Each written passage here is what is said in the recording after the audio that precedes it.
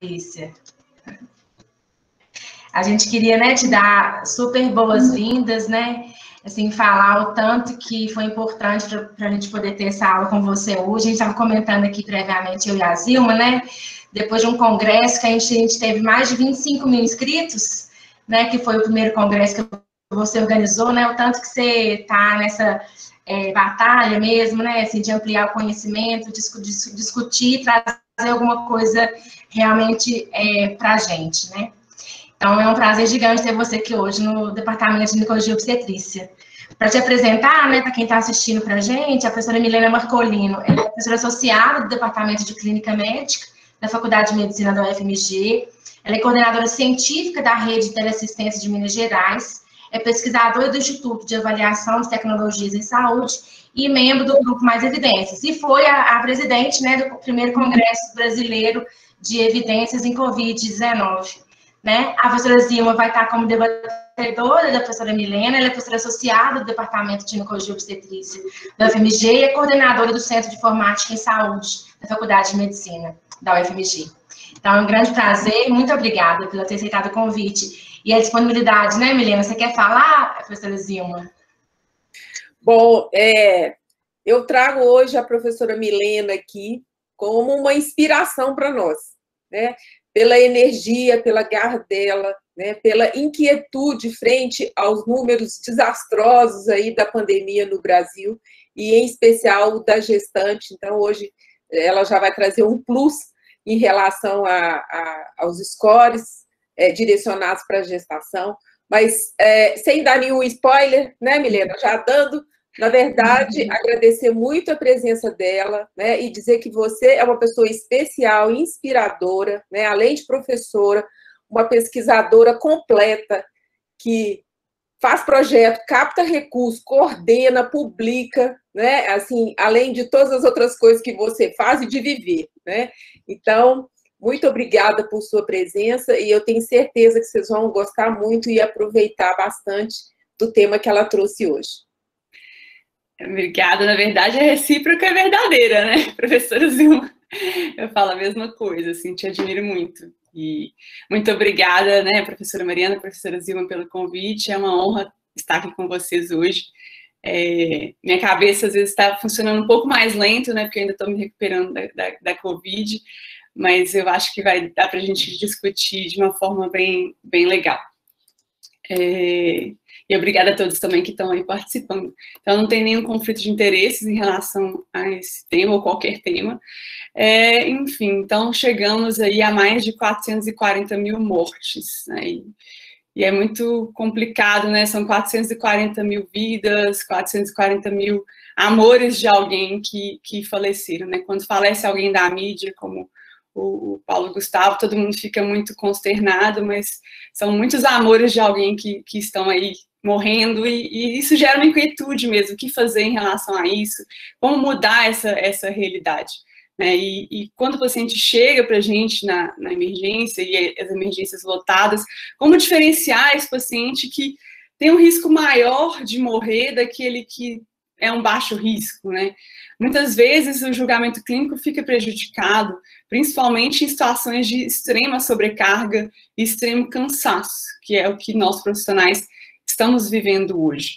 E aí a gente não tem, infelizmente, uma bola de cristal para saber qual paciente que vai evoluir pior, qual paciente não vai evoluir. Então, a gente pode usar algumas ferramentas, né, que são os scores, os guias de predição clínica. E o que seria isso? Né? O Guyot, que é o mestre da medicina baseada em evidências, conceituou os guias de predição como ferramentas que quantificam as contribuições individuais de componentes da história, exame físico, resultados laboratoriais básicos, para diagnóstico, prognóstico ou provável resposta ao tratamento em um paciente individual. Então, existem scores para diferentes condições clínicas. Hoje em dia, né, na emergência, na terapia intensiva, estão sendo criados mais e mais scores. Na área de vocês, né, o índice de Apgar, né, é um score relacionado a prognóstico. Então, assim, eles são muito úteis aí. Então, eles auxiliam o clínico, né, para melhor avaliar a probabilidade de um determinado evento, e aí permitem um auxílio nessa tomada de decisão em tempo real. Quando a gente fala em guias de predição, existe um modelinho de pacientes em risco, tem fatores, não tem fatores, o tempo e o desfecho, que nesse caso que a gente está conversando sobre a COVID, então, eu vou falar sobre scores em pacientes internados, então, pacientes em risco, pacientes que são admitidos, né, no hospital devido à COVID-19, o tempo de internação hospitalar, mas poderia ser 30 dias, 3 meses, 6 meses, e o desfecho, o óbito. É interessante observar esse frameworkzinho de produção e avaliação de um score, e muitas vezes ele é esquecido. Então, assim, o primeiro passo é derivação, que nada mais é como se fosse um filtro. Essa figura da doutora Letícia Braga, eu acho que ela é muito boa para as pessoas poderem entender sobre isso. Então, eu tenho vários fatores possíveis relacionados ao pior prognóstico, vários possíveis fatores, candidatos a fatores de risco, que aí eu faço uma modelagem para ver quais realmente são fatores de risco para aquele desfecho, que no nosso caso aqui é mortalidade. Um segundo passo é a validação interna. Então, naquela mesma amostra, aquelas variáveis combinadas, como que elas funcionaram para predizer o desfecho. Depois, o terceiro passo é a validação externa. Então, numa outra amostra, que pode ser até assim, aquela amostra inicial dividida em 2, então eu posso usar uma primeira parte da amostra para derivação e validação, e a segunda parte para validação externa, e também outras amostras de outros pesquisadores, e se eu for usar para outras condições, né, outros centros, e essa etapa é essencial. Por quê? Porque, na verdade, tudo que a gente viu da derivação e da validação interna foi para uma única amostra que pode ter sido super ajustado para aquele modelo ali e ter dado um otimismo além do que é o real. Então, validação externa é essencial e muitas vezes esquecida. Então, para diferentes scores, assim, a gente tem muitos estudos de derivação e validação interna, não estou falando só para COVID, mas diferentes condições clínicas, e poucos estudos de validação externa. Então, um exemplo, né, de um score que a gente usa muito na clínica, que é o de risco cardiovascular, a gente não tem nenhum estudo no nosso país de algum score de risco que possa ser usado na população brasileira. E não quer dizer que ele vai se comportar da mesma forma que se comportou na população europeia, norte-americana. Então, esses estudos de validação externa são essenciais, mas muitas vezes, né, esquecidos. E o quarto passo, que na verdade seria o passo mais importante de todos, e esse aí que tem quase nada de estudo mesmo, é a avaliação de benefício clínico. Então, eu aplicar o score muda o desfecho, então esse que na verdade seria o interesse, né? Porque o nosso objetivo final é melhorar o desfecho. Mas por falta de financiamento, né, por dificuldades logísticas, né, muitas vezes não há estudos nessa linha. E a gente deve, né, focar, né, no futuro, tentar investir mais nisso aí. E na COVID a gente tem então vários guias de predição clínica. Como que a gente vai escolher, né, um bom score? Existem ferramentas hoje que nos ajudam nisso, né? Então, tem o guidelines do Tripod, né, e a ferramenta do Probast, que são, assim, guias do passo a passo do que deve ter estudos de derivação, validação interna e validação externa desses scores. Claro que na prática clínica a gente não vai ficar analisando, vou pegar o estudo para analisar se ele fez tudo, a gente usa geralmente evidências pré-analisadas, então no Dynamed, no UpToDate, eles já fazem comentários sobre isso, e o que já nos ajuda muito, né, mas a título de curiosidade, né, se vocês quiserem dar uma olhada nessa ferramenta, ela está disponível. E aí, então, são colocados critérios muito objetivos e critérios essenciais, né, para que esse estudo seja feito da forma adequada. E a Probast, então, é uma ferramenta de avaliação de risco de viés desses estudos, né, mas de qualquer forma o pesquisador, ao fazer o estudo, ele tem que ter essas duas ferramentas aí em mente. Então, alguns pontos importantes dessa ferramenta para desmistificar o que a gente vê muito feito na prática clínica. Então, a análise univariada, não é recomendada. Por quê? Porque quando a gente pega todas as variáveis que a gente tem no banco e faz análise univariada, a gente faz muitos testes. E a gente acaba achando associações positivas de onde não teria. Mas porque a gente fez tanto teste, que acaba que algum ou outro dá positivo sem, na verdade, ter uma real relação com aquele desfecho. E, ao mesmo tempo, a gente pode perder variáveis que seriam importantes, que na univariada não deu significativo, mas ela tem alguma interação com alguma outra variável, e aí eu perdi porque eu fiz uma univariada e deixei ela de fora. Então, na verdade, a recomendação dessas ferramentas hoje é a gente elencar quais variáveis que têm plausibilidade clínica ou evidência científica prévia que precisariam ser testadas e testá-las no modelo, independente de uma análise univariada prévia. Outro ponto também que é muito feito nesses estudos de score é fazer uma curva ROC para entender o melhor ponto de corte. Então, por exemplo, eu tenho a variável D-dímero, que é uma variável que tem relação com o prognóstico na COVID-19. Aí o pesquisador faz uma curva ROC, que eu vou explicar o que é, para determinar qual que é o melhor ponto de corte. Quando eu faço isso, eu estou super ajustando para a minha amostra. E aí outro pesquisador que vai usar não vai achar o mesmo resultado que eu. Então, na verdade, eu vou estar achando um otimismo além do que ele existe. Então, o ideal, né, a recomendação da literatura mais recente, é a gente usar pontos de corte já estabelecidos, né, na literatura, né, já de evidências de outras condições, ou evidências de outros pesquisadores para aquela condição, e não usar um ponto de corte baseado em curva ROC da amostra atual. Menos de 100 eventos também não é adequado, né? O recomendado é a gente ter pelo menos, né, 100 eventos, né, para conseguir derivar, né, um modelo de uma forma adequada. A ausência de validação externa eu já comentei com vocês, né? Então, aquele modelo pode ter sido muito bom, aí aquilo ali pode ser um acaso, né? Então eu preciso ver, né, numa nova amostra como é que se comportou. Score derivado e validado para outra condição. Então, por exemplo, né, na sepse é usado atualmente muito o Qisolfa e tem gente usando ele para COVID. Mas será que ele se comporta da mesma forma? Não necessariamente. Então, eu vou até mostrar alguma coisa sobre isso para vocês mais adiante, para vocês entenderem. E também, né, quando a gente fala em outra condição, a gente tem que pensar também em outra população, né? Então, por exemplo, a gente vai usar em gestantes um score desenvolvido para não gestantes, pode não ser adequado, a gente precisa fazer uma avaliação se aquele score é adequado ou não para aquela população. Então, a validação de população será aplicada. Então, tanto em termos de população, pensando em tipo de paciente, também como a população em termos de nação, né? Não quer dizer que um score para COVID funcionou muito bem na Inglaterra, que ele vai funcionar bem no Brasil. Da mesma forma para outros scores, como eu comentei para vocês, do risco cardiovascular. Então, a gente tem que ter muito isso em mente, né? De fazer estudos para avaliar se na nossa população se comporta da forma adequada ou se precisa de uma recalibração. Porque, às vezes, é só uma questão de mudar um pouco os pontos ali do score e ele se adequa melhor para a população. Então, esse é o score que a gente desenvolveu, né, para a COVID, é um score de risco de mortalidade intra-hospitalar, baseado em dados da admissão.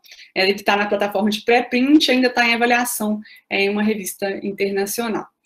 Então, a gente colocou características demográficas, comorbidades, medicamentos, avaliação clínica e laboratorial. A gente optou por não colocar variáveis de exame de imagem, porque a ideia seria fazer um score que pudesse ser aplicado em qualquer situação, assim, inclusive em UPA, que às vezes não tem exame de imagem. E, além disso, o exame de imagem, ele depende da interpretação também do examinador, né? Então, gera essa questão que não seria interessante para o score. E no score a ideia é que seja bem objetivo. Então, por isso a gente colocou, né, variáveis, né, que sejam amplamente disponíveis em qualquer contexto, em qualquer nível de recursos.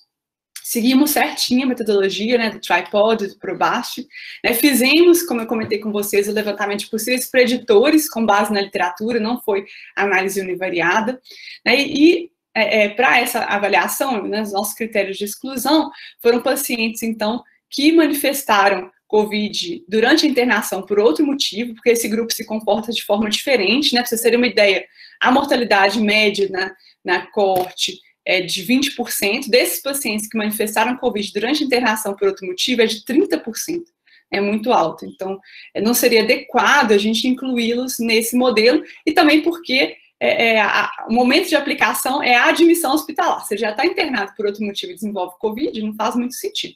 E os pacientes que foram transferidos para outro serviço e a gente não teve desfecho, foram menos de 100 pacientes, a gente não poderia incluir, porque a gente não pode falar que eles sobreviveram se a gente não descobriu o desfecho dele, né? Então, é uma minoria frente ao nosso N maior. Então, essas foram as variáveis, né? Quem quiser, o estudo está disponível, a gente seguiu com base na literatura, né? Evidência científica prévia, tanto para a COVID, quanto para a pneumonia, quanto para a sepse, que são situações correlatas, isso é possível a gente fazer. Então, todas essas variáveis foram avaliadas no modelo. E é interessante, né, observar, então, a amostra foi desenvolvida em desenvolvimento e validação interna e validação externa, foi um corte temporal. Então, isso é permitido por essas diretrizes que guiam o desenvolvimento, né, e validação de scores. Então, é interessante observar que, apesar da nossa amostra ser de 17 hospitais do país, os pacientes vieram de mais de 100 municípios, né, tanto na coorte de desenvolvimento quanto para validação externa.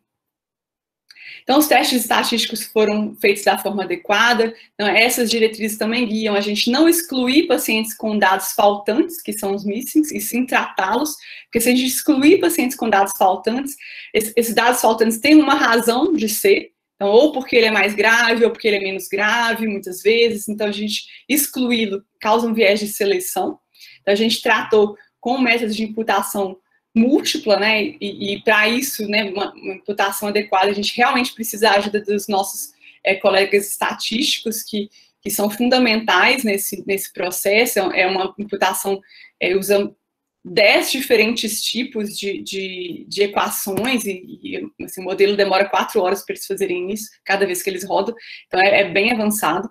Regressão logística, né, essa técnica de laço, que é uma forma também adequada de fazer esse tipo de derivação. E a gente fez, além da avaliação externa na nossa coorte brasileira, na coorte de derivação, né, que eu mostrei para vocês, também uma coorte independente de um hospital em Barcelona, o Hospital de Vall-d'Hebron. Então, como é que foram nossos resultados? Então, essa é a curva ROC. Então, para quem não conhece, ela plota sempre os verdadeiros positivos sobre os falsos positivos. Positivos em quê? Diferenciar, no nosso caso, não seria não doente e doente, seria no nosso caso, o que não é alto risco para o alto risco. Então, a gente quer diferenciar quais pacientes de alto risco. Então, nesse sentido, é verdadeiro positivo sobre falso positivo. Sempre que vocês veem uma curva ROC, o que a gente quer? Que ela esteja o mais próximo possível dessa esquininha aqui da esquerda, do canto superior esquerdo. Se está muito perto daqui dessa curva 3, quer dizer que aquele teste não ajuda nada. Então, quanto mais perto daqui, melhor. Quando eu falei que os pesquisadores, às vezes, usam a curva ROC para definir ponto de corte, seria isso, assim, eles olham qual que é o melhor ponto aqui na esquerda para definir, mas eu já conversei com vocês que não é adequado para eles fazerem isso no ponto de corte para exames, variáveis contínuas, né? Então, esse canto aqui esquerdo. E como é que se comportou o nosso? Então, ó, em vermelho, em azul, a coorte de validação brasileira, e em vermelho, da espanhola, que aí, essa aqui é a área sobre a curva ROC. No desenvolvimento, 0,84, na validação, 0,857, e validação na Espanha, 0,899. E o que quer dizer isso? Então, se é menor ou igual a 0,7, é inadequado. Entre 0,71 e 0,80 aceitável, e maior ou igual a 0,81, excelente. Então, para vocês terem uma ideia, né, a coorte de Framingham, ela tem mais ou menos uma área sobre a curva ROC, né, o score de 0,78, dependendo do estudo, 0,79. Então, o nosso realmente foi muito bom. E um intervalo de confiança muito preciso. Há uma pouca imprecisão dessa estimativa, o que também é ótimo. Agora, tem um outro parâmetro que a gente precisa avaliar, que é a calibração. O que é a calibração? Na verdade, nesse caso aqui, desse score para COVID, ele não é nem tão importante assim. Quer dizer, que a porcentagem que eu estimei foi a porcentagem que realmente aconteceu. Então, esse aqui é um exemplo, por exemplo, esse aqui é uma ótima calibração. Então, prediz certinho as porcentagens. Aqui já é um estudo que não deu certo, tanto assim a calibração. Ele ficou, né, o predito foi maior do que o observado. Então, aqui, esse aqui já é do nosso estudo, é uma curva que vê a calibração. Quanto mais nessa reta tiver a amostra, mais certinha foi a calibração. Então, ficou bem pertinho da curva, então ficou muito bom. No nosso caso, como eu comentei, não precisaria ser excelente, que o mais importante realmente é separar o baixo risco, né, do alto risco, mas eu trouxe para vocês porque eu acho interessante, é um conhecimento aí a mais nisso aí. E a gente atualizou a base, então, recentemente, né, com 5.758 pacientes, não é a base de validação interna, então, só a base de validação externa, né, a partir aí de 1º de julho, e com 5.758 pacientes, a gente analisou também ventilação mecânica. Então, será que aquele score aplicado à admissão hospitalar consegue predizer óbito ou ventilação mecânica, e não apenas óbito? E aqui, então, foi a curva, que vocês sabem, né? Ficou bem longe aqui do meio, então ficou muito boa. E aqui a área sobre a curva ROC, 0,843, né? Com intervalo de confiança também bem preciso. E a calibração também ficou bem na linha. E muito bom também. Mas aí, né? A gente está aqui na seção da área de ginecologia, obstetrícia, neonatologia, e eu estou falando para paciente clínico, a gente quer ouvir, na verdade, as gestantes, né? Em gestantes, o que a gente tem disso aí? Então, uma análise recente, né, sugerida pela professora Zilma, né, muito importante. Vou pedir desculpa para vocês que está em inglês o slide, mas não consegui ainda. Eu estou tentando seguir o meu limite, infelizmente, é a grande verdade, né, no congresso.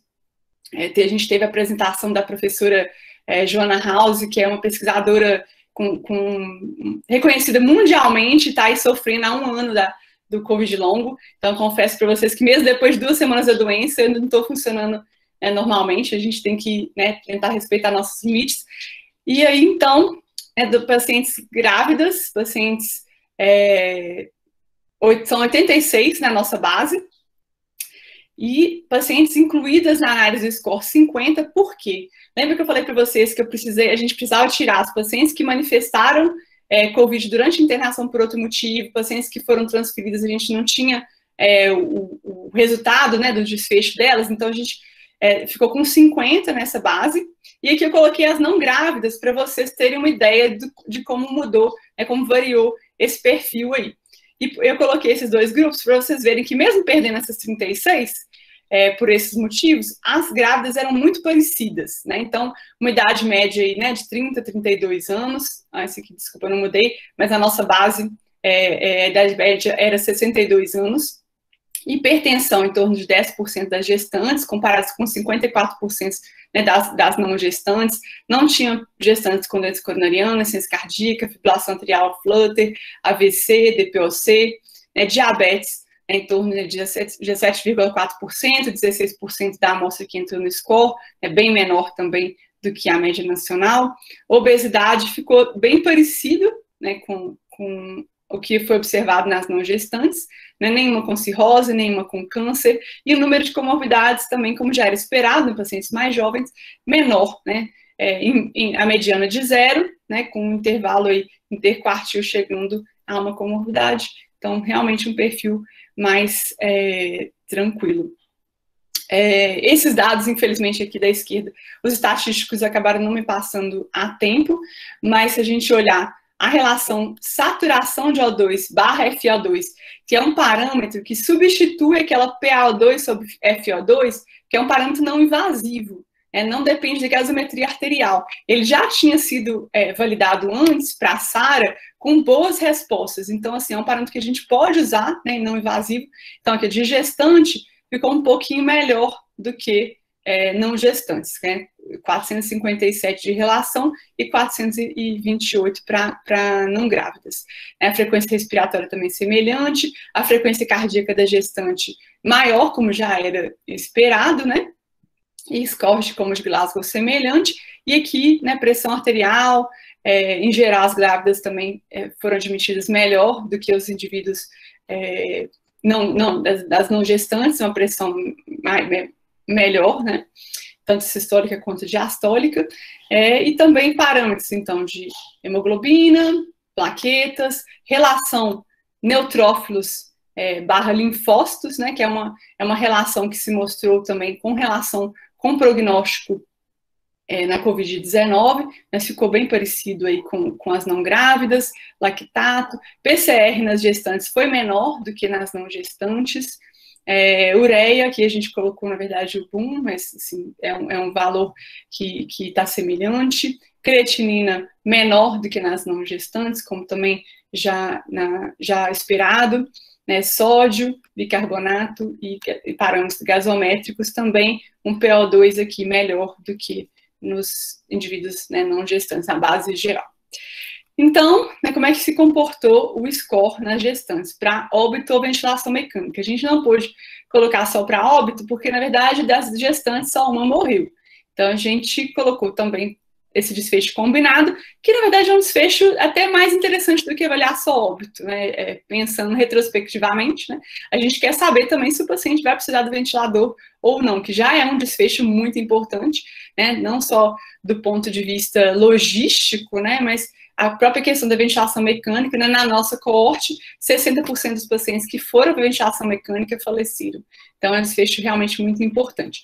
A curvinha, ela é mais quadrada, sim, pelo nosso N, né? Infelizmente, né, nós ficamos com 50, e desses 50, 12 pacientes ou evoluindo para ventilação mecânica ou para óbito, e aí a curvinha ficou mais quadrada, mas uma área sobre a curva Rock diz que faltou o ponto aqui, 0,816. E aqui, aquela curvinha de calibração que eu falei para vocês, né, não está certo na linha, então teve alguma subestimativa, alguma superestimativa, mas no geral, né, com uma boa acurácia também para gestantes. Claro, né, o tamanho da amostra limita um pouco esses resultados, a gente precisa estudar um pouco melhor isso, mas, né, a gente já vê como um avanço a gente ter, né, conseguido esse score para gestantes. E aí, se vocês quiserem saber mais, né, então acessar esse QR Code ou esse site, na verdade, eu até quero que vocês acessem para a gente fazer uma prática. A gente tem versão, então, em papel para a área sem acesso à internet e um aplicativo em desenvolvimento. E aí, então, eu queria que a gente fizesse uma prática. Eu quero que vocês acessem, então, a calculadora. Deixa eu ver aqui. Milena, volta um pouquinho o QR Code para as pessoas poderem acessar. Só pegar o celular, né, apontar a câmera. Isso. Vai achar o link. Quando eu puder continuar, vocês me avisam. Vou colocar aqui.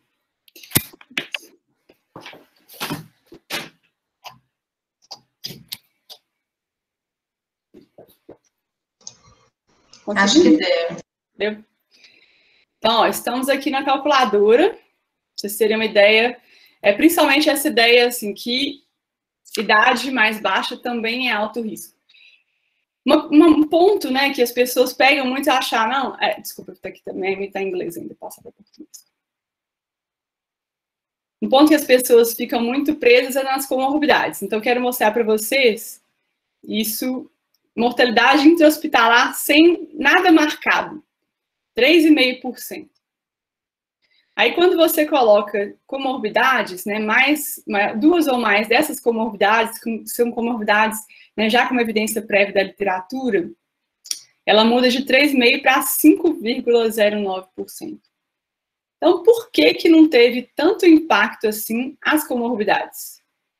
Porque, na verdade, quando a gente ajusta para a idade, a comorbidade não tem tanto impacto assim. Então, não é tão importante igual as pessoas acreditam, né? Porque há uma relação muito importante aí entre idade e comorbidade, né? Mas como a gente está pensando numa paciente jovem, né, gestante, então vamos colocar a idade menor que 60 anos, vamos colocar que a ureia dela está menor que 90, ela não tem comorbidades, mas ela chegou muito inflamada.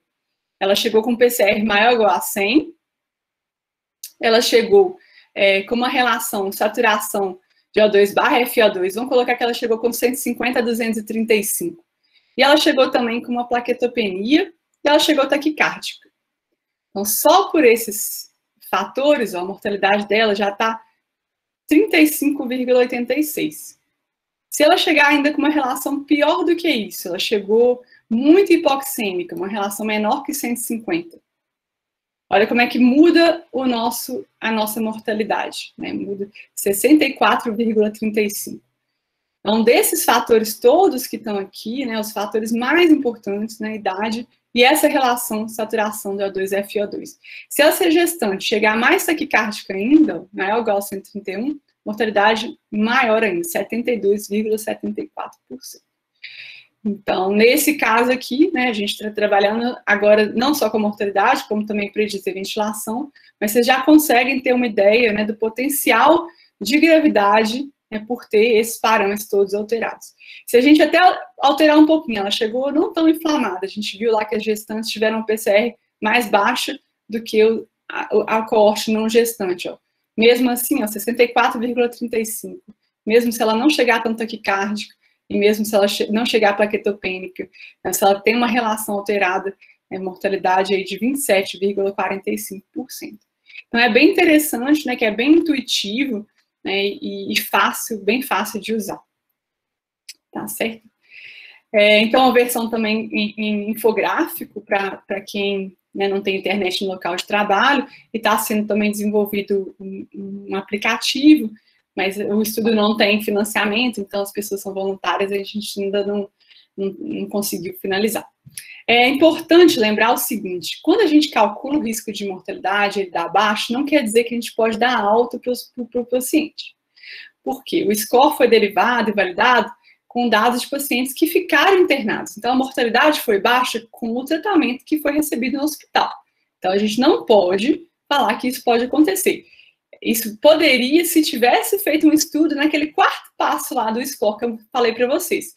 Então, a pessoa aplicaria o score, né, e daria alta e avaliaria o desfecho. Como isso não foi feito para score nenhum na COVID até hoje, a gente não pode usar nenhum score com esse intuito. Além disso, a gente fez, então, uma busca na literatura de outros scores desenvolvidos. Né, e buscamos tanto no Medline quanto em plataformas de pré-print. Dos 39 scores avaliados, né, 1/3 é da China, 21% dos Estados Unidos e nenhum da América Latina. 70% excluíram dados faltantes, que eu já até comentei com vocês, que pode acarretar um viés de seleção. 46% não fizeram derivação externa, então a gente não sabe como que se comporta diferente da amostra para aquele score que foi desenvolvido. Alguns scores incluem o dedímero, mas não falam qual que é o método do dedímero, existem diferentes métodos com diferentes valores de referência, eles não colocam nem isso. E também é um ponto importante que houve um desabastecimento de reagentes durante a pandemia e vários centros trocaram kit de dedímero o tempo todo. Então, é um score que não dá para aplicar se nem o pesquisador fala o que ele usou, como é que ele usou, qual é o valor de referência, né? E nenhum deles específico para gestantes. Então, as gestantes haviam sido esquecidas aí, né, professora Zilma, até o presente momento. Então, aqui a gente fez uma comparação, né, dos scores que a gente achou nessa revisão, com scores também que já são usados para sepse, para pneumonia, para paciente grave, para avaliar qual que era a diferença, né, na acurácia na área sobre a curva ROC. Então, o nosso score deu 0,853. Qual que é essa amostra aqui? É a amostra da validação externa, só dados completos, sem imputação, foi usado o mesmo critério para todos, né? A gente não podia, por exemplo, roubar, né, usando dados imputados para o nosso e não usando dado não imputado para outro score, né? E aí a gente, né, usou o mesmo critério. Então, o nosso score é essa área sobre a curva ROC. Então, mesmo com dado imputado, que eu tinha mostrado para vocês antes, e não imputado, a área ficou excelente, né? E outros scores de pneumonia, ó, CURB 65074, NIOS 2, KISSOFO, olha, que muita gente está usando aí para COVID, não foi adequado, 0,653, isso é inadequado. E o score de SOFO. Tem dois outros aqui, ó, 0,816, 0,81, de Xie e de Zhang, que foram scores que foram desenvolvidos unicamente na população chinesa, né? E aqui, para finalizar, acho interessante colocar para vocês, essa discussão provavelmente não chegou em vocês, mas é interessante que vocês saibam do que está acontecendo, né? Então, em situações de sobrecarga, a gente tem que tomar a decisão de qual paciente vai ou não para uma vaga CTI, né? Às vezes acontece isso, como aconteceu recentemente, e é muito difícil a decisão para o médico de qual paciente deve ir, né? É uma decisão que a gente não quer tomar, né? Uma decisão que a gente quer realmente que a população siga o que deve seguir, de máscaras, distanciamento, mas acontece, né? E infelizmente nossos números estão piorando de novo, então pode ser que a gente passe por isso novamente, infelizmente. E o médico fica muito exposto nessa situação, né? Idade isolada não é um fator que deve ser levado em conta, né? A gente já tem estudos em relação a isso também. E aí a Associação Médica fez um documento para ajudar os médicos a decidir isso. E aí eu tenho algumas críticas em relação a esse documento que eu vou trazer para vocês hoje, né? Mas de qualquer forma eu acho que é um grande avanço, né? Já ter um documento para respaldar a conduta do médico, porque o médico decidir com base no julgamento clínico naquela emergência lotada é uma coisa muito complicada, né? E há uma grande chance de omissão, né? De chances por não ter um critério objetivo. Então, é um grande avanço existir um critério objetivo, mas, né, a minha colocação é que ele precisa ser rediscutido, esse critério que foi colocado. Então, a primeira coisa eles colocam para a gente avaliar o score de SOFA, né? A pontuação do score de SOFA. E essa pontuação, né, do score de SOFA leva em conta relação PaO2-FiO2, plaquetas, bilirrubinas, pressão arterial, Glasgow, creatinina e diurese. E depois, a gente tem que considerar, então, a área sobre a curva do score de SOFA foi 0,778, né, com esse intervalo de confiança. Isso com base, né, nos resultados da amostra brasileira, que a gente já viu que tem, né, o score melhor, né, esse que foi desenvolvido para a população brasileira se desempenhou melhor do que isso, apesar do que, na verdade, né, a gente desenvolveu o score para ver, na verdade, quem precisava de revelações frequentes, quem precisava de CTI, não o contrário, né? Esse raciocínio é muito complicado. E, além disso, né, na nossa amostra foi 0,77, mas nessa amostra aqui, americana, o score de SOFA foi muito ruim. Lembra que eu falei para vocês que essa linha aqui era praticamente que não ajuda em nada? Olha como é que está a área sobre a curva do ROC do SOFA score, 0,59, né, e foram 18 UTIs, 2.500 pacientes, né, nos Estados Unidos, foi pior do que a área sobre a curva de idade sozinha. Então, já começa a crítica por aí, que precisa ser avaliada. O segundo ponto que eles pedem para avaliar é se o paciente tem comorbidade. Mas lembra que eu fiz com vocês no exercício e a gente viu que a comorbidade não é tão importante assim quando a gente leva em consideração a idade? Então, e as outras, né, as outras variáveis também. Então, nesses dados nacionais, vocês viram que aumentou de 3% para 5% até 2 ou mais comorbidades. Então, isso é um ponto a ser pensado. Claro que lá na tabela da Associação Médica, eles colocam comorbidades avançadas. Mas, por exemplo, ciência renal estágio 3 é uma comorbidade considerada avançada, que pontuaria aí. E vocês lembram que acabei de falar para vocês que o score de SOFA inclui creatinina. Então, o paciente pontua 2 vezes. Ele pontua creatinina no score de SOFA e nas comorbidades. Então, isso é bem complicado. E o terceiro ponto é uma escala de performance que aí, com certeza, precisa ser incluída, né? Se o indivíduo é ativo ou se ele precisa de alguém para ajudar no autocuidado. É uma escala bem importante, essa de performance, né, que precisa ser levada em conta, sem dúvida. Então, concluindo, né, os scores são muito úteis, associados ao julgamento clínico, né, eles nos ajudam ainda mais no contexto desses de sobrecarga e burnout, exaustão. É importante estar atento às limitações, né, e uso do score validado para a população em questão, isso não só para COVID, como qualquer situação. Esse nosso score se mostrou uma ferramenta útil, né, mesmo em situação de contextos escassos, né, essa questão da crítica para triagem, né, em situações de recursos escassos é uma decisão que a gente não quer tomar, mas a gente precisa, né, rever esses critérios, né, para ajudar quem está na linha de frente a tomar essa decisão tão difícil, né, quando necessário. E uma nova conclusão aí nessa potencialidade, né, de existir um score que possa ser usado em gestantes. Claro, a amostra foi pequena, mas a gente vai retomar a coleta de dados, vai continuar a avaliação. E esse estudo continua, né, com esse intuito de produzir mais evidências que sejam úteis à prática clínica, e se precisar, a gente vai fazer igual scores de Apache, que tem 1, 2, 3, a gente pode criar novas versões, né, porque a gente sabe que algumas características da doença têm mudado, então a nossa ideia é estar sempre melhorando, né, e ajudando quem está na prática, porque não é produzir pesquisa por produzir, mas produzir pesquisa para que ela chegue em quem precisa, e daí ajude a mudar o prognóstico.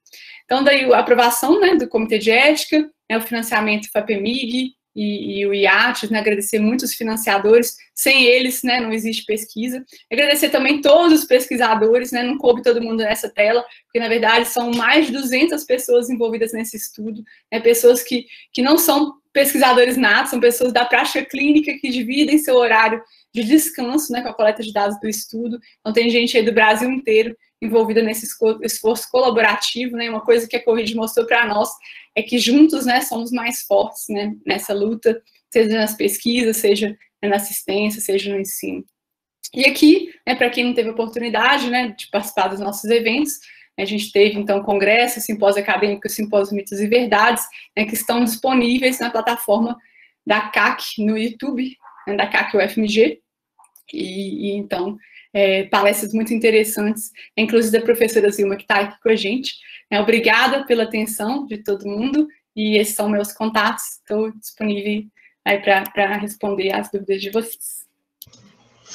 Maravilhosa, Milena. Muito obrigada, viu? Muito obrigada mesmo. A aula sensacional. Tá todo mundo aqui realmente, assim, até feliz de assistir uma aula dessa numa sexta-feira de manhã, né? Com esse grande número de moças que você abriu a aula falando.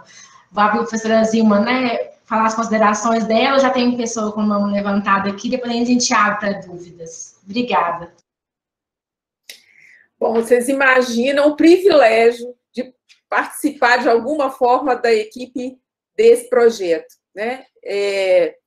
Eu consegui até levantar a professora Regina, que está hoje aí, né, para fazer essas discussões.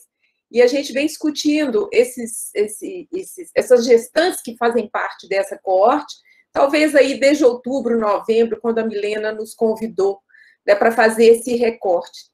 E a nossa ansiedade por publicar essas coisas. Então, muito obrigada, Milena, foi sensacional a sua apresentação, bastante inspiradora, vou dizer mais uma vez que a sua energia realmente nos enche de coragem, né, para fazer alguma coisa, para não simplesmente olhar para esses números e ficar, mas que coisa, mas o que a gente vai fazer como acadêmicos, como cientistas, né, como pessoas que estão dentro de uma universidade pública que precisa dar respostas rápidas para a sociedade. E você é rápida para captar pessoas. Gente, esse evento que foi feito, ele foi feito em 30 dias, né? Assim, e virou uma coisa grandiosa. Isso porque, assim, algumas pessoas são agregadoras, e a Milena é uma delas, né? Então, assim, eu tenho aprendido muito, muito obrigada por me proporcionar essa experiência, né? Eu que amo estatística, gosto, tenho aprendido demais, né? Assim, trocando experiências aí com todos da equipe. E um ponto que eu queria levantar é que o SCORE traz a ciência para a prática, traz a ciência de uma maneira muito rápida, né? Vocês vejam que já é possível utilizar o SCORE, não necessariamente, assim, a gente pode, nesse momento, tomar decisões com relação à grávida, né? Porque a gente ainda tem um número pequeno de casos, mas já aponta um caminho. E aí eu também me pergunto, quantas grávidas precisam morrer para eu fazer um score de morte, né? Será que a gente não pode usar o compósito, associar variáveis e simplesmente trabalhar com o prognóstico, ou um mau prognóstico?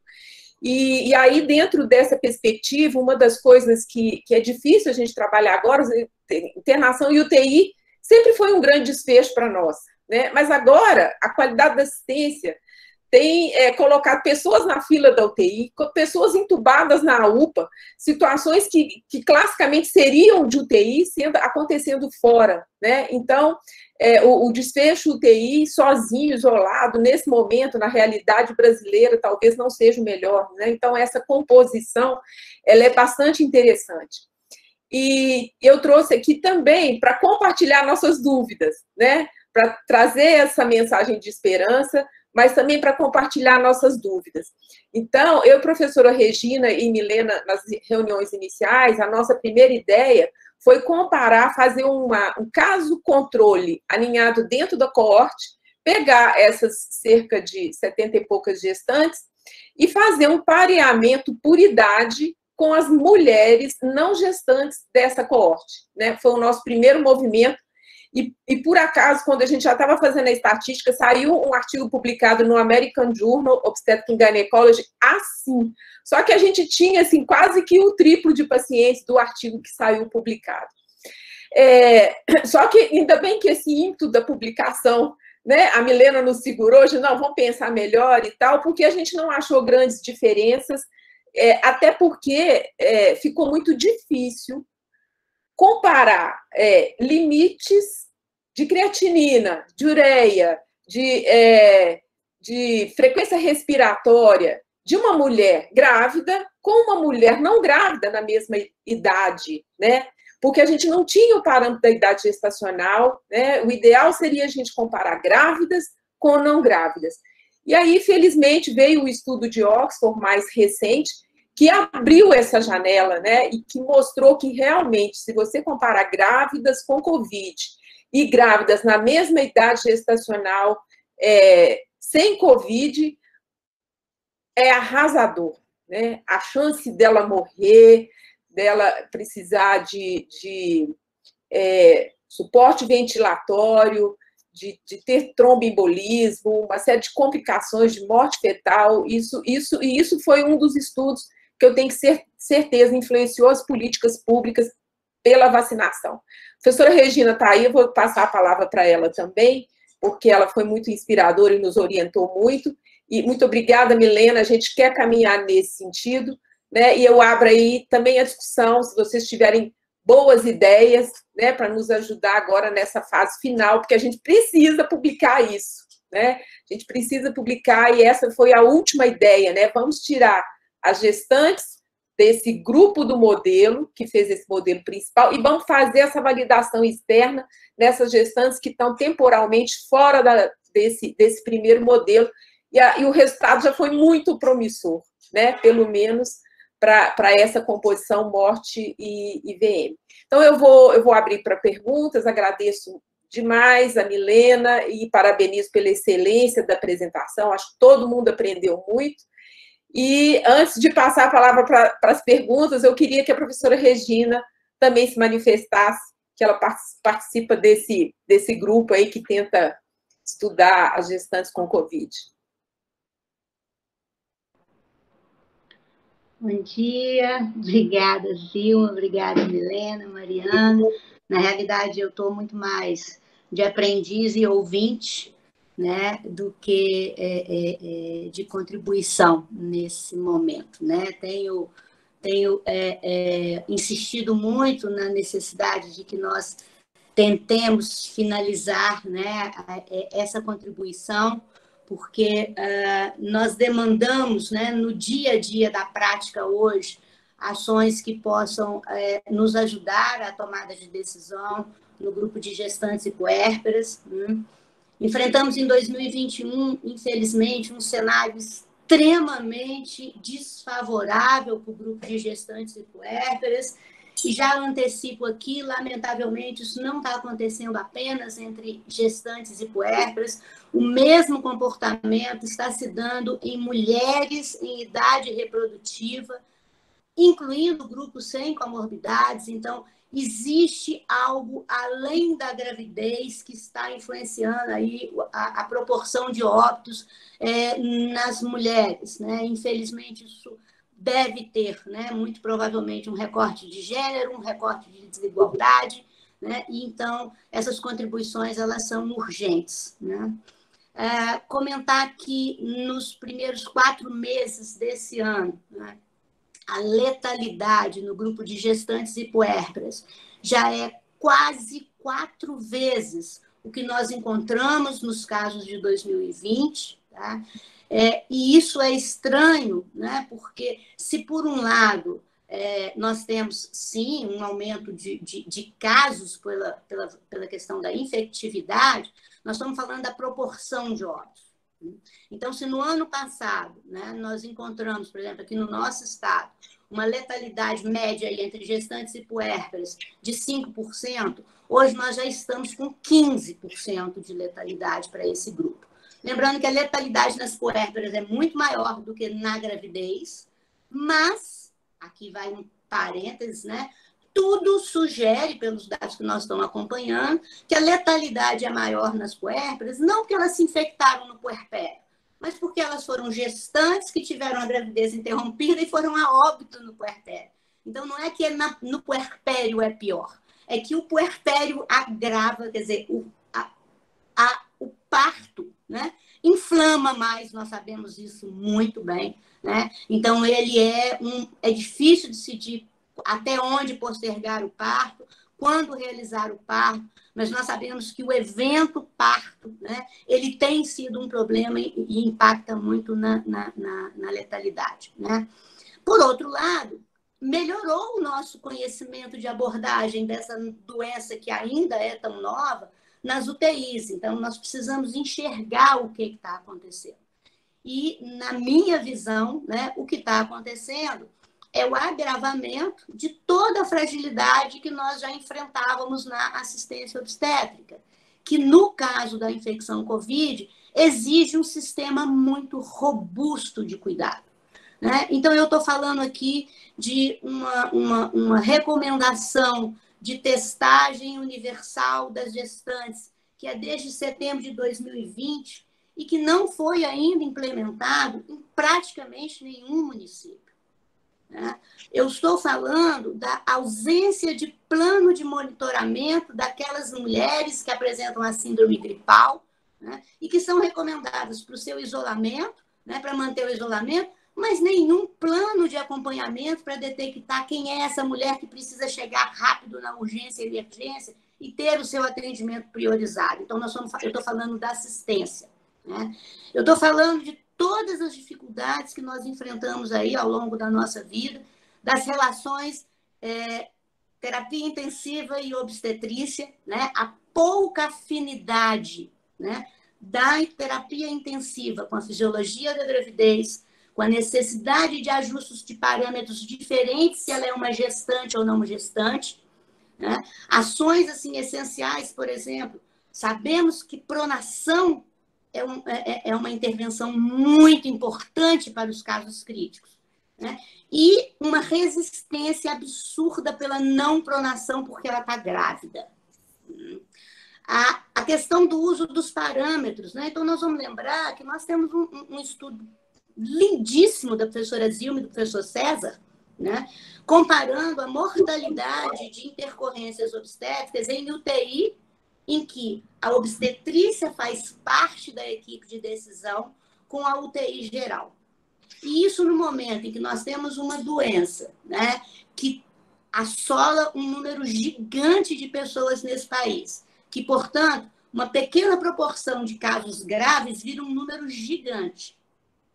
No universo de gestantes, né, isso aflorou todas essas nossas fragilidades. E daí a necessidade de que nós, né, enquanto universidade, nós, enquanto quem é ex-universitário, está na gestão, né, que é o meu caso hoje, né, tentemos diariamente implementar melhorias no cuidado, né, e trazer os colegas para esse compromisso, né?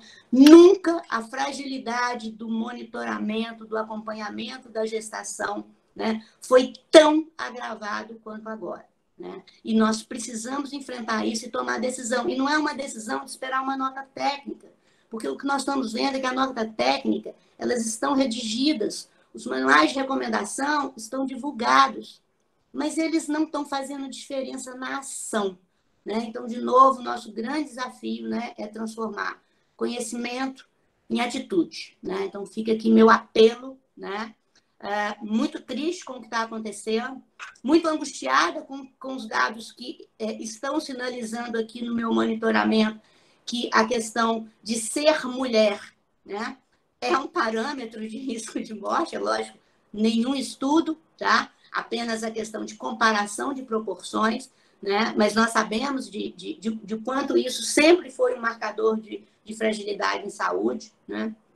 E aí, mais uma vez, cumprimentar a Milena, Zilma, né? Que Milena foi uma grata, né, novo conhecimento, então meu absoluto respeito pela sua intensidade em trabalhar em prol da redução da mortalidade, né, no caso de Covid, né, mesmo sendo vítima dela, né, da doença, né.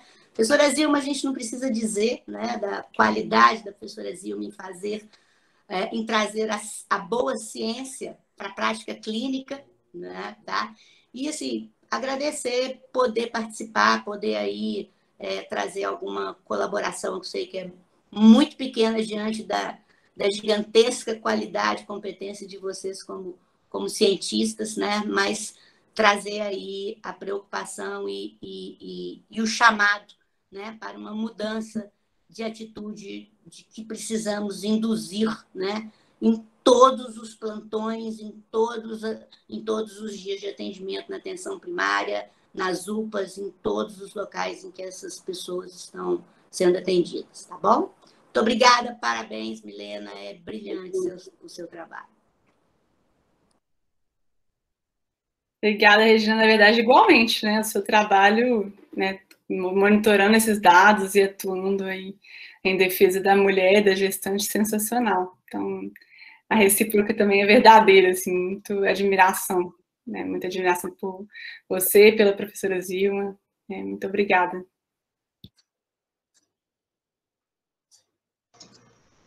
Obrigada, gente.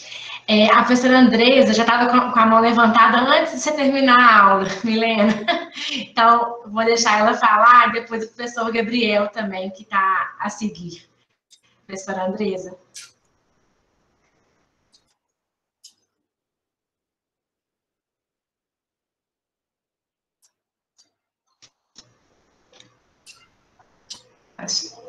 Professora Andresa, tá? Você quer perguntar, Gabriel? Então, fala de consideração. Tá com o microfone fechado. Alô, opa, estão me ouvindo? Gente, bom dia a todos, parabéns, Milena, é uma satisfação ter você aqui no departamento. Nós somos colega de turma, né, Milena? Então, na verdade, isso é uma satisfação muito grande. Professora Zilma, professora Regina, nem precisa falar, né? Realmente, assim, a Covid, para a gente na gravidez, tem sido algo, assim, muito impactante, né? O Ministério da Saúde tem feito uma série de ações, né, nesse ano, mas ainda assim, alguma coisa está acontecendo, igual a professora Regina falou, que a nossa mortalidade aumentou. Então, nós temos mais de 1.100 mulheres, tá, que evoluíram para o óbito por Covid no Brasil. Isso é um dado recente, tá? O que a gente tinha de mortalidade no ano passado, igual a Regina falou, por exemplo, de paciente grávida, que era que era em torno de 5%, 5,5%. Agora é 13%. Tá? Então, vocês veem o pulo, que isso daí assim, é 11,5%, 13%, vai variar muito da sua base. O puerpério, que era 13%, virou 23%, gente. Então, quer dizer, né, nós tivemos um pulo de mortalidade muito grande. E nós estamos tendo, assim, um grande problema com os casos de mortalidade, porque a gente está vendo como que o fluxo, como que a chegada dessas pacientes, como que a falta de integração, como que a chegada tardia, especialmente dessas pacientes, estão fazendo com que isso daí impacte de forma importante. Então, assim, esses scores, né, eu já conheci o score da Milena, ela já tinha colocado já no grupo da turma, né, Milena?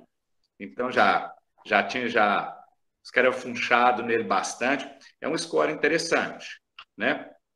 Mas é um score também, igual ela diz, assim, que tem alguma, né, assim, que os outros scores têm alguns problemas, tipo essas variações de técnicas de mensuração de dedímero, de creatinina, tudo isso, que isso daí impacta, né? Mas eu fiquei muito feliz, né, em saber, assim, desse uso, assim, em gestantes. Eu acho que, assim, tem que ampliar isso daí, porque o Brasil é um dos países e que provavelmente nós temos, assim, um grande número de gestantes doentes, né? Essa taxa de 1.100 aí que nós já batemos, né? Com certeza, muitas pacientes passaram por morbidade muito grave, ou não testaram, né? Ou não quiseram ir para o hospital, que isso está acontecendo demais, né? E aí você vê que existe também uma fragilidade no monitoramento remoto dessas pacientes. Então, assim, até você ter parâmetros para monitorar, para dizer, olha, vem aqui, não veio, eu não sei, ô Milena, se o seu score ele entra nesse universo aí, né, de chamamento de paciente, por exemplo, da ambulatorial, porque isso tem sido um dos grandes problemas que a gente tem visto aí fora. Os pacientes não acreditam e os profissionais de saúde, às vezes, subestimam alguns dados importantes. A gente tem usado o MILS, né, para poder ajudar um pouco isso daí, mas muito mais para paciente também, assim, internada, mas agora a gente está falando assim, gente, às vezes você usa o MILS quando você está fazendo a busca dessa paciente de algum dado em paciente que tem possibilidade de coletar algum dado em casa, porque tem muita gente comprando oxímetro, mas isso é um grupo também muito privilegiado, né? Não é o grupo de pacientes que a gente consegue. Então, assim, né, são coisas que a gente vai ter que desenvolver. Então, assim, fico muito satisfeito, Milena, de ver essa tecnologia desenvolvida dentro da faculdade, tá? Como você falou, assim, né, os outros scores, todos eles têm grandes problemas relacionados à Covid, né? Então, na verdade, assim, eu fico muito satisfeito. Parabéns. Para mim é uma satisfação ter você no nosso departamento, né? Muito tempo que a gente não encontra, né? Dá uma saudade grande também, tá? Então, parabéns por tudo aí, tá bom? Obrigada, Gabriel. Com relação à sua pergunta de usar em casa, não, porque ele foi validado com dados de admissão hospitalar, né? E aí a gente precisaria de plaqueta, né? Precisaria de algum PCR, então nesse caso não daria, né? Mas vocês não chegaram a trabalhar alguns scores mais simplificados, não aproveitando essa base de dados que vocês têm? Podemos tentar ver, tirando essas variáveis laboratoriais, como é que ficaria. A gente pode tentar avaliar, sim. Mas pensando simplificado para ajudar a definir se tem que ir para o hospital, é uma boa ideia. A gente pode avaliar e depois contar a novidade, como é que vai ficar para vocês. Uhum. Mas a ideia nossa é tá melhorando o score, sabe? Como a doença mudou um pouco, a gente vai voltar a coletar dado, então a gente teve uma reunião anteontem, né, com o grupo dos pesquisadores, né, do Brasil todo, e a gente vai fazer uma nova coleta para ver se a gente vai manter exatamente como ele é, ou se a gente vai trazer alguma potencialidade, alguma melhoria nele. Porque essas novas variantes, querendo ou não, mudou um pouco o perfil, né? Inclusive, né, assim, uma das justificativas também que tem, eu não sei se também é a única, talvez sejam essas variantes, porque assim, alguma coisa tem melhorado no cuidado. Hoje, a gente performa muito melhor, entre aspas, né? A gente teoricamente performa melhor hoje do que a gente performava há um ano, né? E você vê assim, como que teve aumento dos dados em todas as faixas, né? A gente, assim, falei para vocês das gestantes, mas esse é quase que uma unanimidade entre as clínicas, né, que nós realmente fomos colocados em desafio, né, e esse desafio não tem sido fácil. Então, assim, nós não sabemos se as pessoas elas baixaram a guarda e agora realmente essa doença veio com toda a sua potência. Obviamente que parte dessa mortalidade está relacionada também com o boom que nós tivemos no país inteiro, né, que muitos pacientes não tiveram o cuidado adequado, ou se tiveram um cuidado pelo menos atrasado, e isso impacta no resultado dessas pacientes, né? Então, assim, tem coisa aí, né? A cepa talvez seja uma das explicações, mas também não é a única, que como a professora Regina falou, nós somos um país, assim, que sempre discutimos muito fluxos, mas os nossos fluxos, a gente está vendo agora que quando são colocados em testes com grandes volumes, eles têm grandes pontos que precisam ser melhorados, né?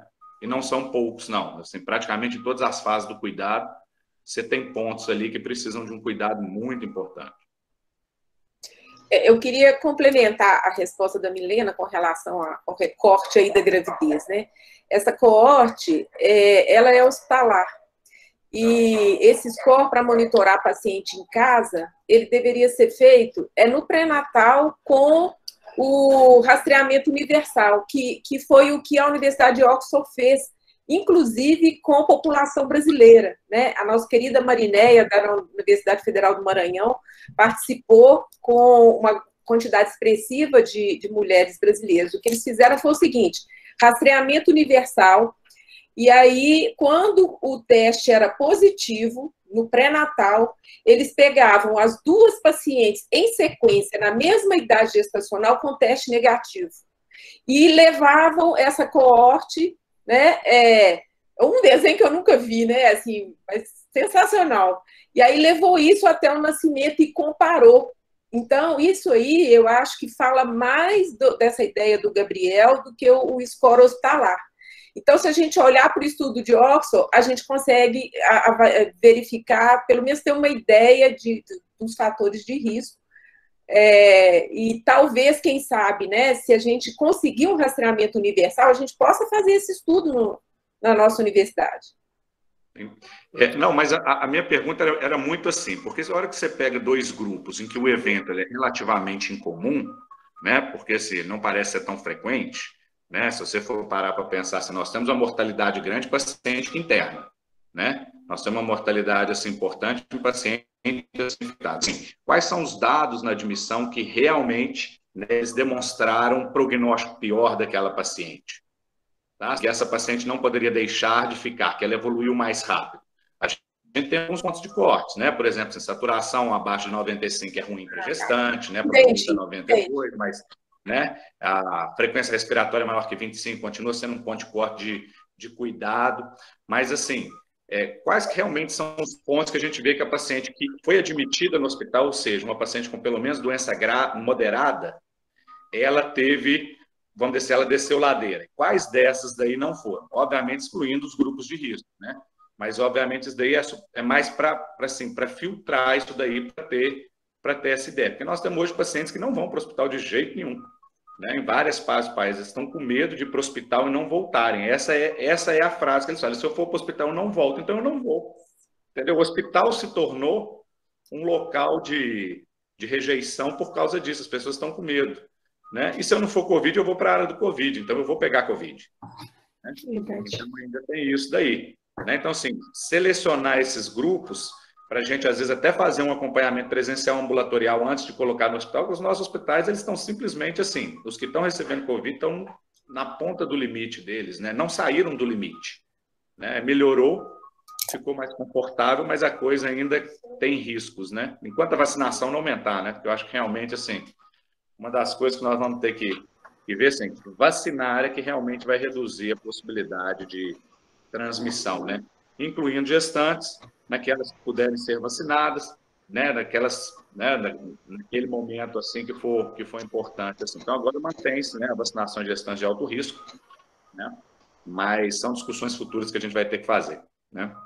Para reampliar. Joia, Gabriel. A Andresa voltou? A professora Andresa está aí? Se não, a professora Lamanda, professor Mário Dias. Professora Lamanda. Eu vou ser breve, porque para permitir que o professor Mário logo depois fale à vontade. Primeiro, eu não queria deixar de registrar aqui minha admiração pela Milena, pela professora Zilma, por todo o grupo de pesquisadores. Queria destacar um ponto da professora Milena. A professora Milena é uma professora extremamente cuidadosa com alunos, até para mais, e eu imagino, ela é muito cuidadosa.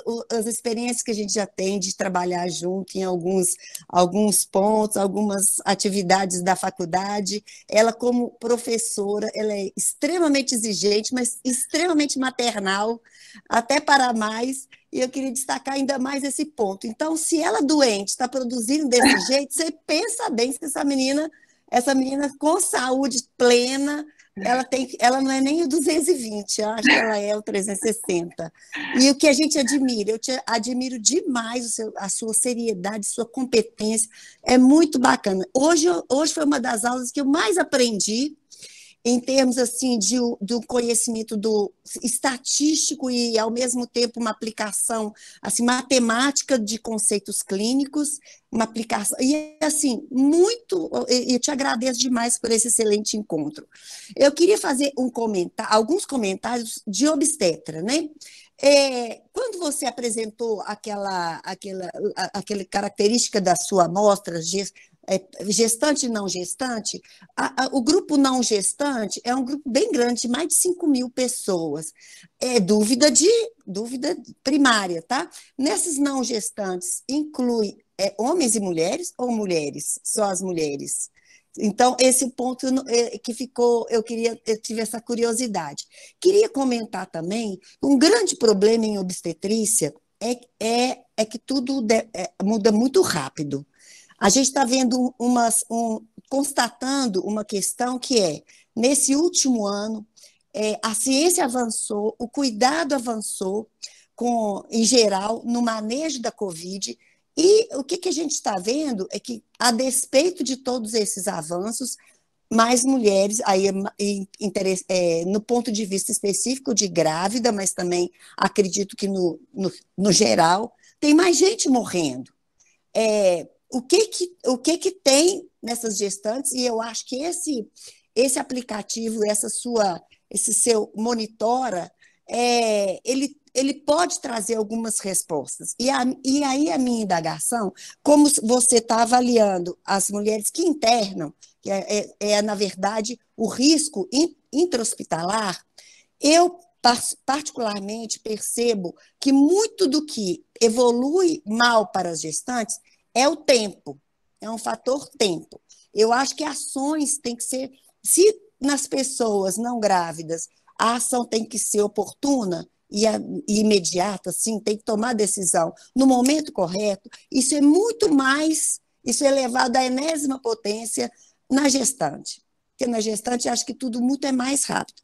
Minha pergunta é, há alguma possibilidade de incluir algum tipo de fator tempo para avaliar esse risco de mortalidade ou mesmo outros desfechos, para a gente tentar verificar, dentro desses parâmetros aí, o fator tempo. Então, esse que é um ponto que eu acho que tudo é muito rápido na gestante, sabe?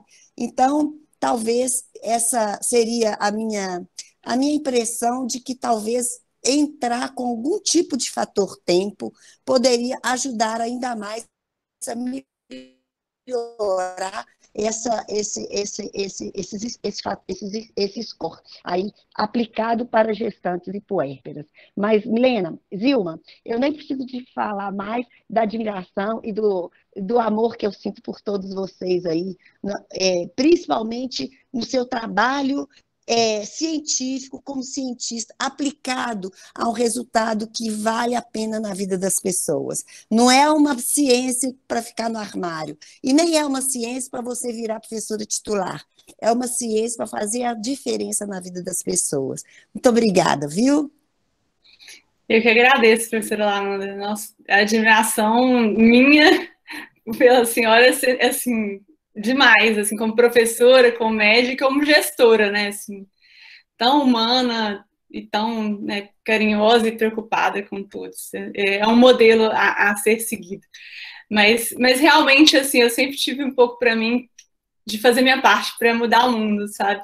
Sempre tive um pouco disso, assim. E até, às vezes, lá na faculdade, uma pessoa chegou a me falar, mas você acha que vai mudar o mundo? Você não vai mudar o mundo. Eu lembro de eu pensando assim, ela nem sabe, mas a minha parte eu vou fazer. Eu não sei se eu vou mudar o mundo inteiro, claro que não, mas se eu fizer uma areinha, né, no meio do oceano, eu acho que já tá bom. Eu acho que a ideia é essa mesmo, surgiu esse projeto e o congresso para poder tentar ajudar de alguma forma essa situação que está ruim, né, e trazer uma coisa positiva. Mas as suas perguntas, ó, se eu esquecer, porque realmente minha cabeça está funcionando um pouco mais lento da Covid. A primeira pergunta é se incluiu todo mundo. Infelizmente, o que acontece? O banco está muito grande, porque são mais de 600 variáveis atualmente e, no total, 7.800 entradas, assim. Então, não roda mais no meu computador, eu dependo dos estatísticos. Aí eles me mandaram o banco completo, eles não me mandaram mulher-homem. Eu pedi hoje de manhã para eles separaram as mulheres, mas eles não separaram, então eu tive que trazer aquele. Mas em outra oportunidade, né, a professora Zilma traz para vocês, né, ela, assim que a gente conseguir finalizar o artigo, tudo, ela compartilha com o grupo para vocês terem esses dados mais certinhos. Mas com certeza é muito apropriada a sua colocação, mas mesmo colocando os homens, deu para ver que não era muito diferente, claro, em termos de comorbidade, era diferente sim, mas já era esperado, são pacientes mais jovens, né? E algumas variáveis que fisiologicamente da gravidez já são diferentes, né? Creatinina, hemoglobina, mas no geral, exceto a PCR, a proteína C reativa, né? Elas estavam menos inflamadas do que o resto da coorte. A segunda pergunta, você gostaria de comentar, professora Zilma? Eu perdi lá, qual que é a segunda? É a questão temporal. Sim, a questão temporal, de tempo. Tá. Eu acho que é para poder dar um suporte às pessoas, aquela questão que eu coloquei, sabe, Zilma? É tudo muito rápido na gestante. Oportuna, né? Do momento que ela interna alguns parâmetros, assim, se tem como a gente avaliar um tempo, um dia, 24, 48, não sei o que. Tem sim, a gente tem dados da admissão, né? Depois, são 3 momentos. A admissão, a primeira semana, eu já esqueci, os primeiros dias. A admissão, terceiro dia e quinto dia. Isso. Então, tem sim, tá? Então, assim, precisaria de uma outra forma de análise estatística, né, dentro de uma linha do tempo, para a gente tentar perceber isso. Mas, mais uma vez, seria evolução hospitalar, né?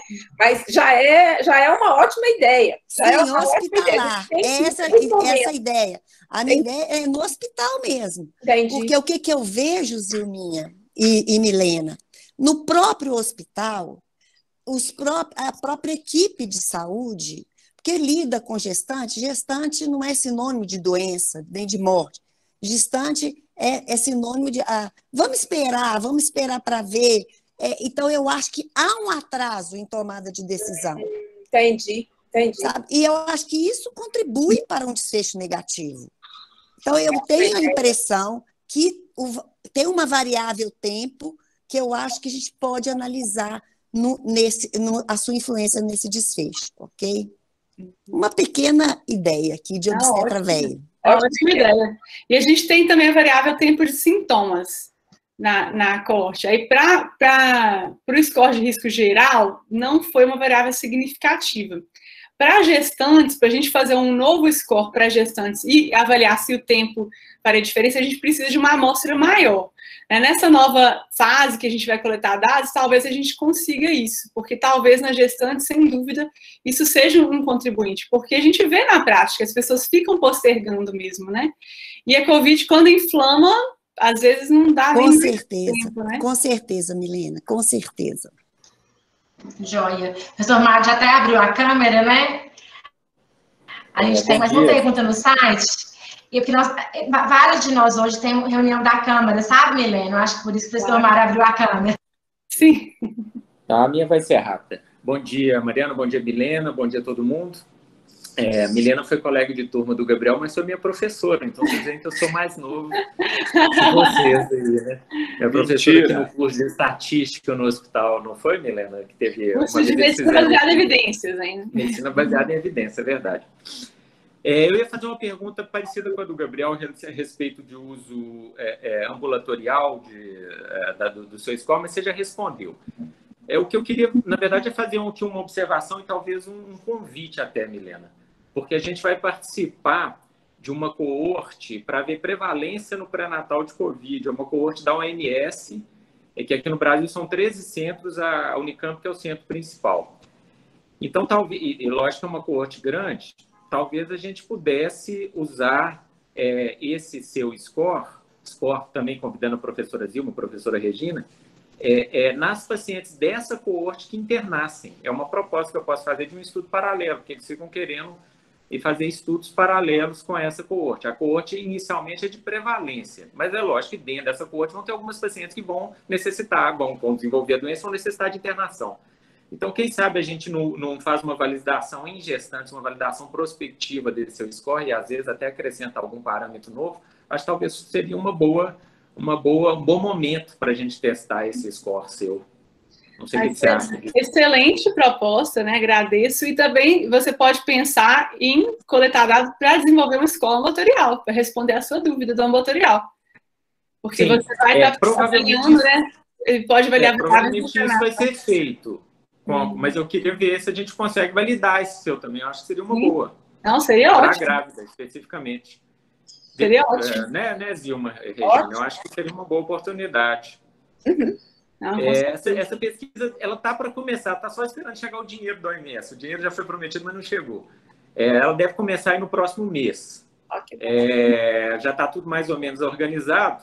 Mas aí eu vou pegar seu telefone, pego com a Mariana depois e te passo mais detalhes para a gente... Ô, Mário, então nós vamos ter rastreamento universal no nosso pré-natal?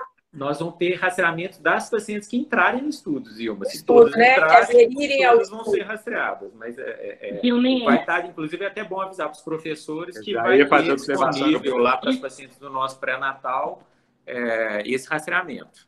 Desculpa, testagem universal de gestante é recomendado desde setembro de 2020. Todas as gestantes deverão ser testadas no momento da internação para qualquer intercorrência, assistência clínica, abortamento, parto, para aquelas eletivas, testagem 3 dias antes do procedimento eletivo.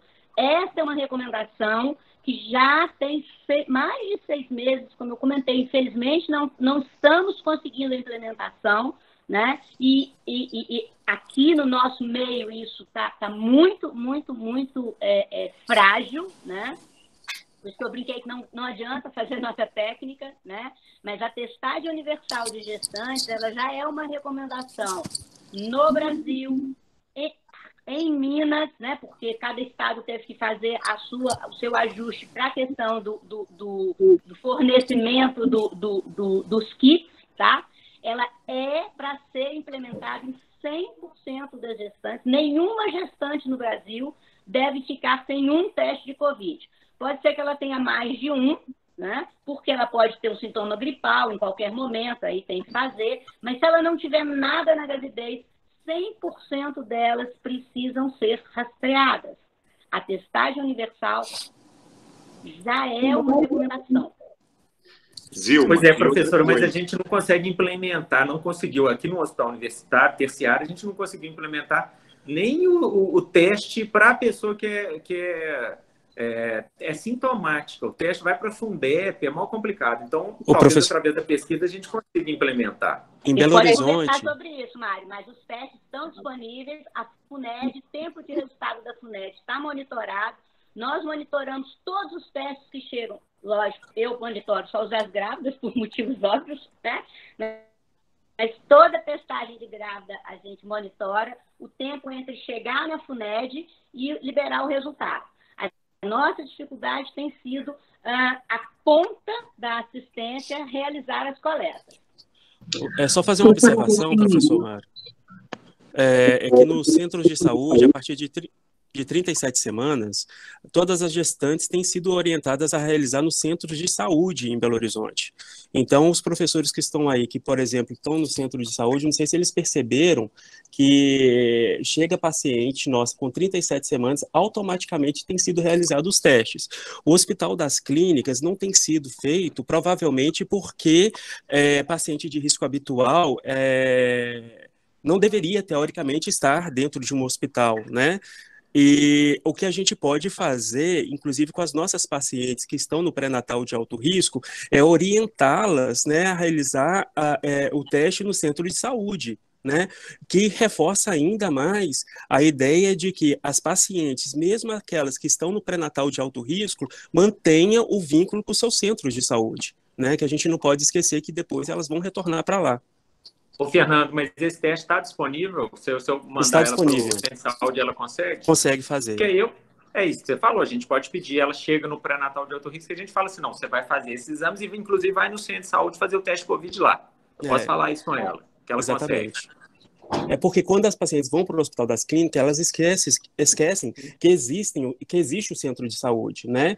E a gente precisa reforçar a ideia de que essa paciente, não estou falando que o centro de saúde vai tomar suas condutas em relação à paciente pré-natal de alto risco, mas elas têm que ser vistas, né, pelo profissional, pelo médico da sua equipe, porque depois ela vai retornar para lá. Então, assim, a gente pode fazer isso com rotina mesmo, né? Pedir às pacientes para retornarem no centro de saúde. Ok. Joia. Uma explicação aí, né? Mari, pode só fazer uma pergunta? Pode sim, claro. A respeito da testagem, rapidinho. Gente, parabéns pela aula, Milena, maravilhosa.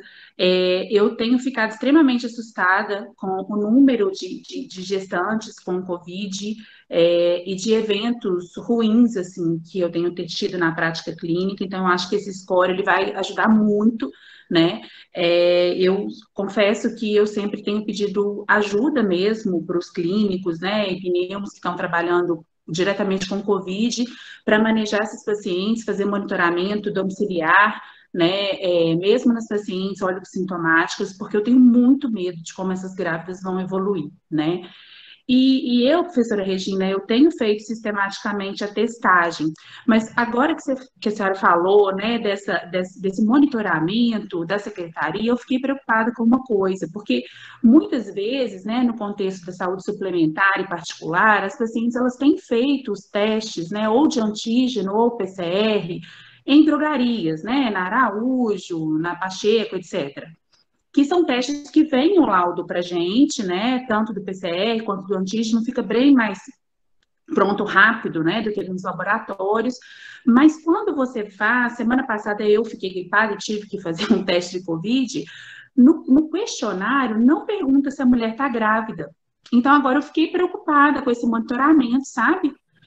Como que é feito isso? Assim, esses exames que são feitos nessas farmácias, vocês têm acesso a isso? Eles têm que reportar um resultado positivo? Vocês sabem me falar?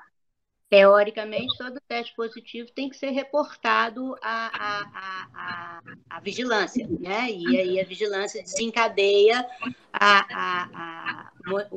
a vigilância epidemiológica, porque o monitoramento que eu estou falando é o monitoramento clínico, tá? Não sei te falar como é que está de drogarias, porque, na realidade, para as gestantes, a recomendação é usar o RT-PCR. Então, é o SWAB, né? A biópsia cerebral, né? Porque SWAB nasofaringe é quase uma biópsia de cérebro, como diz o professor Geraldo Duarte, né? Mas eles fazem... achou que era tranquilo, não fez SWAB, né? Então, é RT-PCR, tá? Então, aí é ser feito em laboratórios credenciados, né? Existem os laboratórios credenciados para a realização de RT-PCR. Então, não é esse... teste de antígeno, ele pode ser interessante para tomadas de decisões imediatas, para gestão de leitos, né? Mas ele o padrão ouro continua sendo RT-PCR. E mas mesmo, clínica, com antígeno negativo, fazer RT-PCR. Sim. Clínica, com antígeno positivo, fazer RT-PCR. E aí, por quê? Porque junto com a coleta do RT-PCR, existe a vigilância genômica, que é essencial. Nós só conseguimos saber que a variante indiana foi identificada porque existem os laboratórios credenciados fazendo aí o processamento e a avaliação genômica.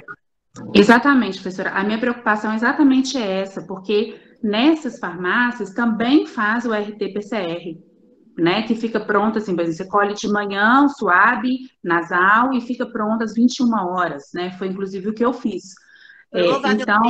Provavelmente isso é o teste de antígeno em SWAB, Ana. Não é o RT-PCR. Não, professora. É o RT-PCR. Eles fazem os dois. Eles teriam que notificar, tá? Não sei acompanhar, porque o que eu acompanho são os exames dos laboratórios credenciados. Então, os que vêm do fluxo normal, né? Tá, os de RT-PCR clássico, tradicional, dos laboratórios credenciados, né? Teoricamente, eles teriam que comunicar todo teste positivo, tá? Agora, monitoramento, quando a gente está, Gabriel, eu, estamos falando aqui de proporção de óbitos, né? Nós estamos falando da letalidade intra-hospitalar, né? É a mesma fonte de dados que o estudo da Milena utilizou. São indivíduos com Covid que desenvolveram forma crítica, né? Doença grave ou forma crítica. Então, é a pontinha. Então, entre as síndromes respiratórias aguda grave, a letalidade é essa. No nosso estado, 15% para gestante, 23% para puérpero. Com isso que eu falei, o problema da puérpero é a conversão ao puerpério, não o puerpério em si. Tudo sugere isso, tá? Mas, agora, os casos assintomáticos, nós não temos pouco monitoramento, porque o banco está muito ruim do ponto de vista de informação e o monitoramento clínico não tem funcionado. A pessoa tem síndrome gripal, fala, se esconda na sua casa, e ninguém quer nem vê-la, né? E daí o medo de procurar urgência e tal. Então, assim, monitoramento significa quem é que vai fazer contato com ela a cada 24 horas para fazer as perguntas e muito cuidado com oxímetro, né, gente? Estamos com oxímetro aí vendidos nas farmácias que colocam qualquer um de nós em repouso com saturação de 70, tá? Então, complicadíssimo aí o uso de saturímetro de farmácia. Obrigada, professora.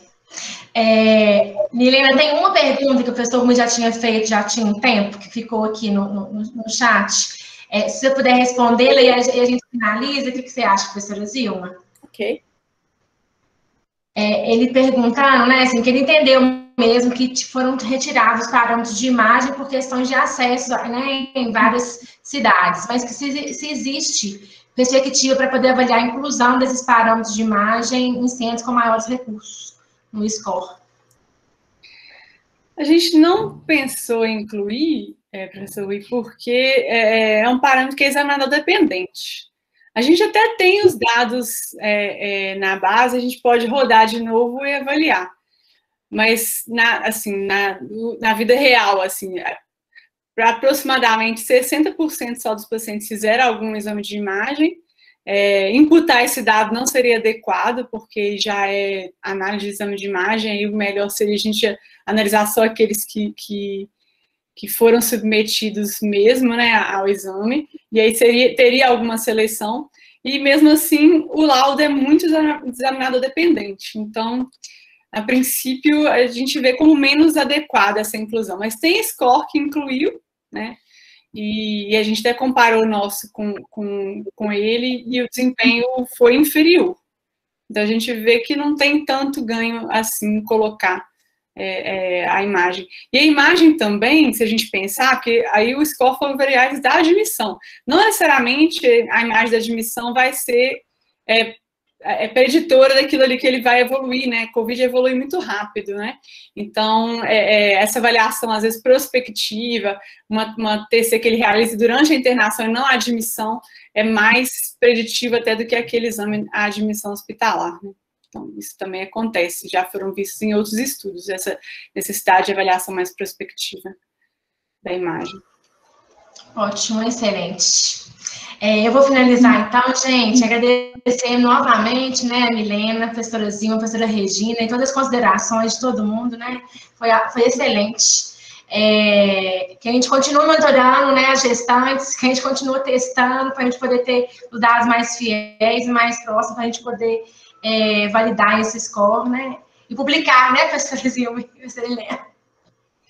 Sem dúvida, agradeço, né, o convite, agradeço ao grupo e colocar uma reflexão, né, porque a gente está aqui discutindo óbitos em gestantes, refletir sobre as mulheres em idade reprodutiva que querem engravidar e estão aí vivendo essa luta, né, da pandemia que não passa esse tempo todo e agora com esse desfecho pior aí nas gestantes.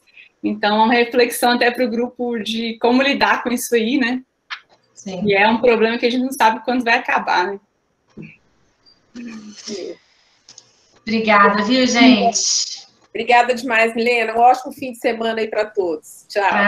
Obrigada. Obrigada, gente. Parabéns, Milena. Parabéns, Vilma. Professora Regina, obrigada. Tchau.